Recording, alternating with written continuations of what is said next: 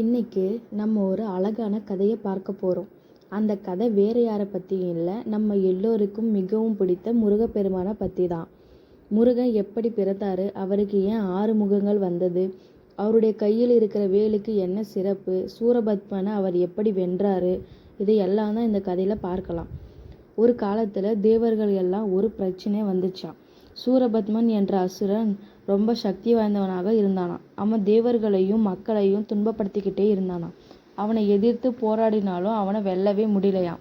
அதனால தேவர்கள் எல்லோரும் சிவபெருமானை வேண்டிக்கிட்டாங்களாம்.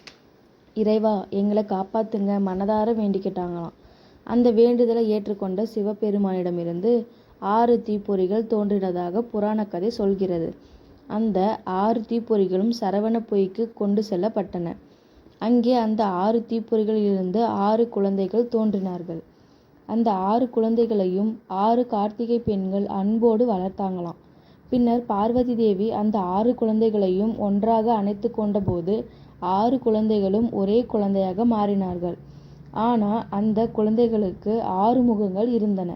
அதனால்தான் அவருக்கு ஆறுமுகன், சண்முகன், கார்த்திகேயன் என்று பல பெயர்கள் வந்தது. கொஞ்சம் கொஞ்சமாக முருகன் வளர்ந்தார். அவர் வளர்ந்ததும் தேவர்களின் பிரச்சனை அவருக்கு தெரிந்தது. சூரபத்மனை எதிர்த்து போராட வேண்டிய நேரம் வந்தது. அப்போ பார்வதி தேவி முருகனுக்கு ஒரு சக்தி வாய்ந்த வேலை கொடுத்தார். அதுதான் நாம இன்றைக்கு வேல் என்று பக்தியோடு வணங்குகிறது. முருகன் அந்த வேலை எடுத்துக்கிட்டு சூரபத்மனை எதிர்த்து போருக்கு போனாராம். போர் ரொம்ப கடுமையாக நடந்தது. கடைசியில் முருகப்பெருமான் சூரபத்மனை வென்றார். ஆனால் இங்கே தான் இந்த கதையில் ஒரு அழகான விஷயம் இருக்குது.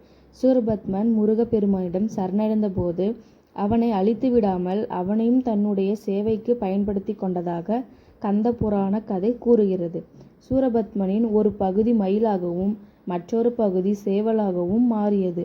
அதனால் தான் முருகப்பெருமானுடைய வாகனமாக மயிலும் அவருடைய கொடியில் சேவலும் இருக்கிறது. இந்த கதை உங்களுக்கு பிடித்திருந்தால் லைக் பண்ணுங்கள், ஷேர் பண்ணுங்கள், சப்ஸ்கிரைப் பண்ணுங்கள். முருகன் அருள் அனைவருக்கும் கிடைக்கட்டும்.